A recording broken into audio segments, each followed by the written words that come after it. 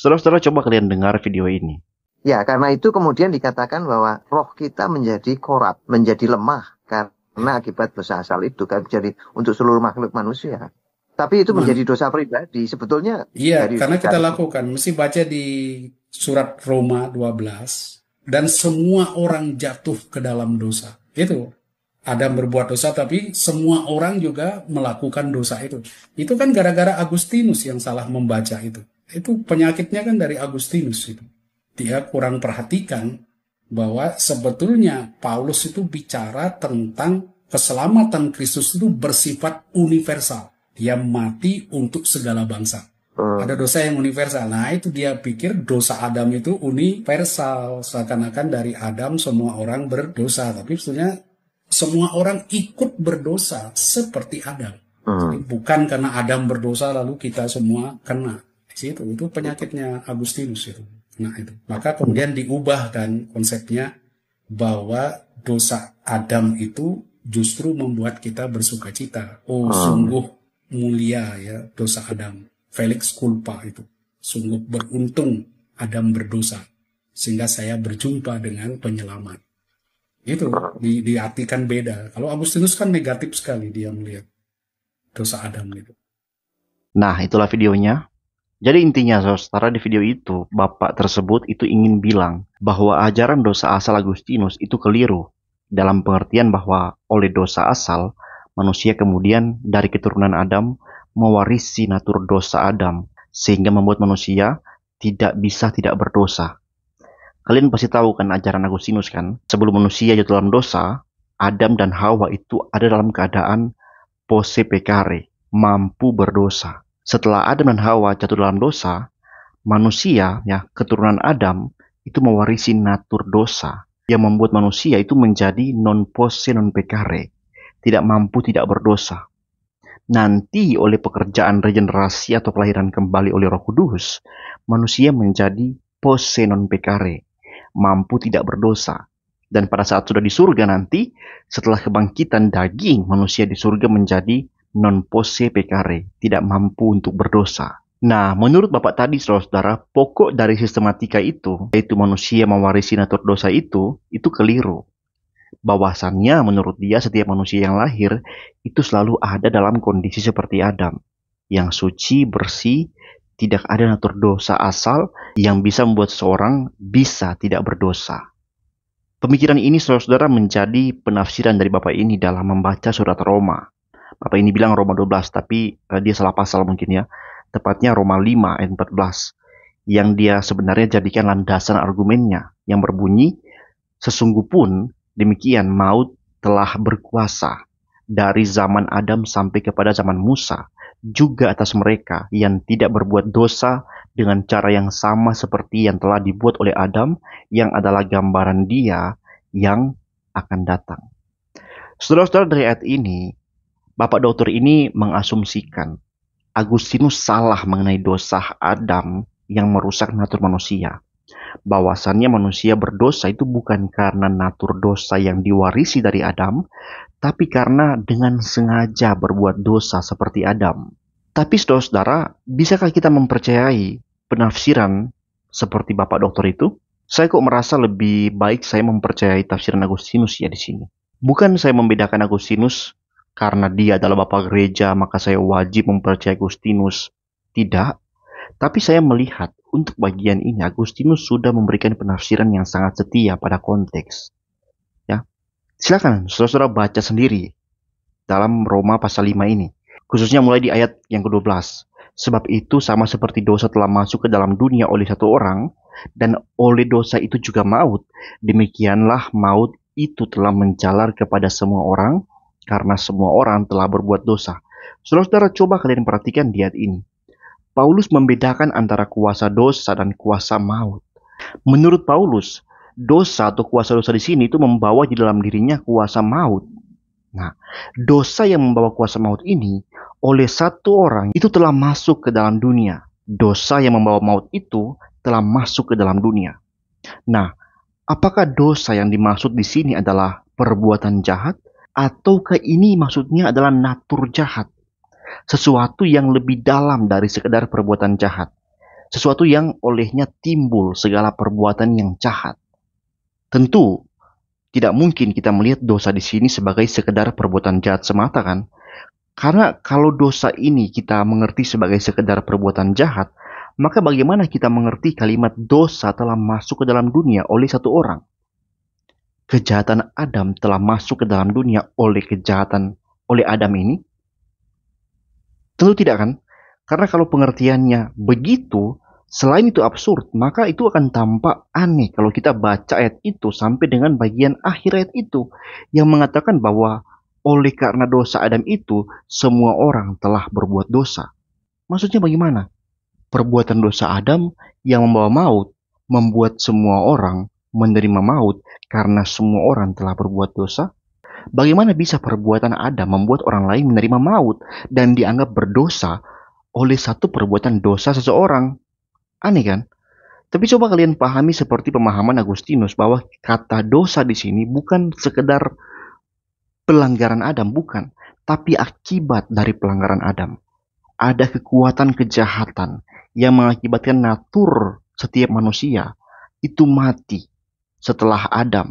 Ya, setelah Adam orang sudah teracuni dengan suatu kekuatan jahat yang membuat manusia itu tidak berdosa.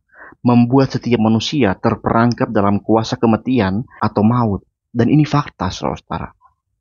Salah satu bukti yang nyata adalah kematian yang dapat dialami bahkan oleh janin.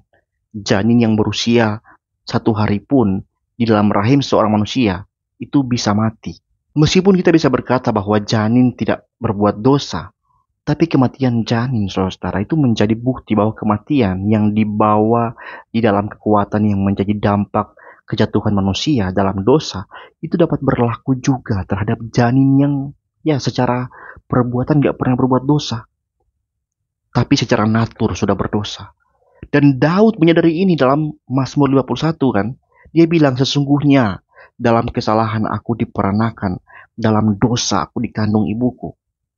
Apa maksudnya, saudara? Dalam dosa aku dikandung ibuku. Apakah maksudnya mengandung adalah berbuat dosa? Kan tidak. Ataukah maksudnya sementara dalam kandungan Daud sudah berbuat dosa? Kan tidak. Tidak, saudara. Tapi apa maksudnya dalam dosa aku dikandung?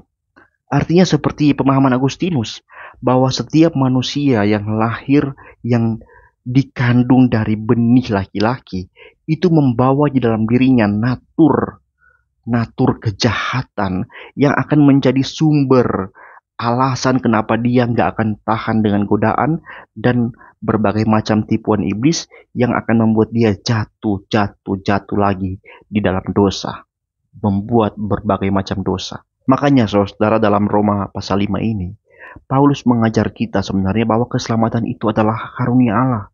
Ya, ayat 15, tapi karunia Allah tidaklah sama dengan pelanggaran Adam. Sebab jika karena pelanggaran satu orang, semua orang telah jatuh di dalam kuasa maut, jauh lebih besar lagi kasih karunia Allah dan karunia-Nya yang dilimpahkannya atas semua orang karena satu orang, yaitu Yesus Kristus. Wah, indah sekali saudara ya.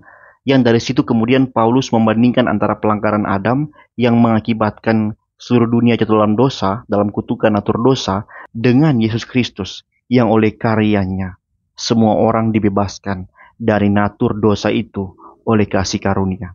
Menurut Paulus, dua pribadi ini itu nggak sebanding. Maksudnya karunia yang datang melalui Yesus Kristus itu nggak bisa dilawan atau dibatalkan oleh besarnya kuasa dosa yang datang lewat Adam. Karunia Yesus jauh lebih besar dibanding kejahatan manusia di dalam Adam. Dikatakan dalam ayat 16, dan kasih karunia tidak berimbang dengan dosa satu orang, sebab penghakiman atas satu pelanggaran itu telah mengakibatkan penghukuman, tetapi penganugerahan karunia atas banyak pelanggaran itu mengakibatkan pembenaran. Jadi jelas Paulus sedang membandingkan akibat dari dosa Adam dengan akibat dari kasih karunia Allah melalui Kristus. Paulus sebut sebagai tidak berimbang, ya. Yang berarti tidak setara atau tidak sebanding. Yang intinya Paulus mau tegaskan bahwa walaupun satu dosa Adam membawa kehancuran besar, kasih karunia Allah jauh melampaui akibat dosa itu. Satu pelanggaran, yaitu dosa Adam di Taman Eden, mengakibatkan seluruh manusia dikenai penghukuman, kutuk kematian rohani, ya. Kalau engkau makan buah ini engkau mati, dan manusia melakukannya, ya, maka manusia mati rohani. Tapi juga ada murka Allah. Tetapi penganugerahan karunia atas banyak pelanggaran itu mengakibatkan pembenaran. Ya, penganugerahan karunia atau anugerah Allah melalui Yesus Kristus atas banyak pelanggaran itu sama dengan, artinya bukan satu dosa, tapi semua dosa manusia sepanjang sejarah. Akibatnya bukan penghukuman, melainkan pembenaran, justifikasi, yaitu yang dinyatakan benar di hadapan Allah oleh iman kepada Kristus. Tentunya gak sebanding lah kan. Kematian natur adalah penghukuman.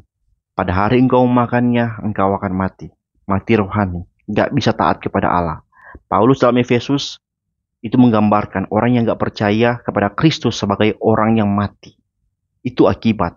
Sedangkan anugerah bukanlah akibat atau upaya yang didapat karena taat, melainkan pemberian cuma-cuma oleh Allah melalui Kristus Yesus.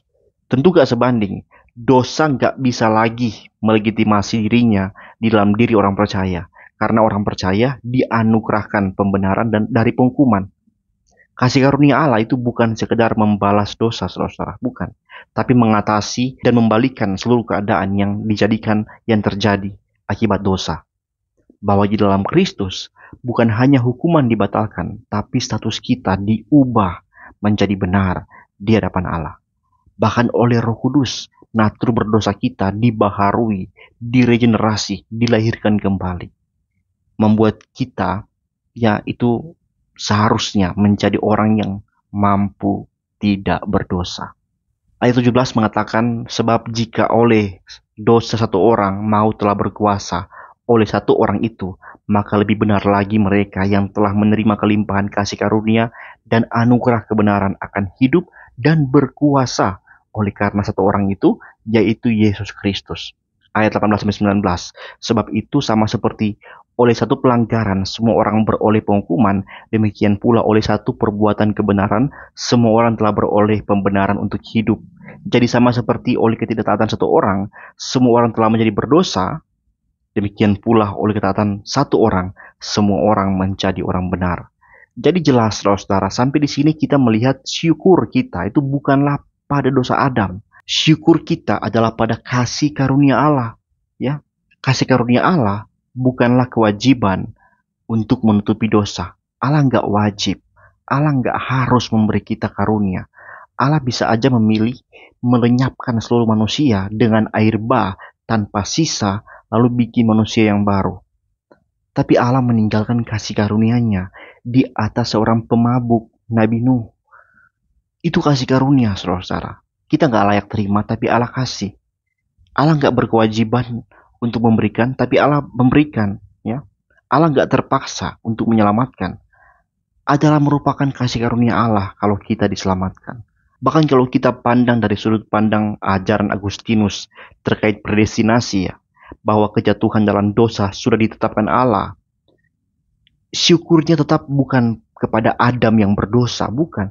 Tapi syukurnya adalah tetap pada Allah. Yang dimuliakan hanyalah nama Allah saja. Karena oleh hikmat-Nya, Dia telah menetapkan segala sesuatu demi kemuliaan-Nya. Untuk mendidik dan memperlihatkan kepada umat pilihan-Nya bahwa Dia berdaulat atas segala sesuatu dan menjadikan segala sesuatu untuk yang terbaik bagi umat pilihan-Nya. Dan dengan kuasa-Nya, tanpa membypass kesadaran dari manusia yang diciptakan, membawa manusia pada keputusan kehendak-Nya yang berdaulat, yang membuat orang-orang pilihan-Nya menikmati semuanya pada akhirnya. Saudara-saudara, ya, semoga oleh penjelasan di video ini, saudara-saudara semua diberkati oleh Tuhan. Karena menyadari bahwa begitu besarnya kasih Allah sehingga kita yang berdosa bisa menikmati keselamatan. Ya, terpujilah Kristus, Soli Deo Gloria. Shalom.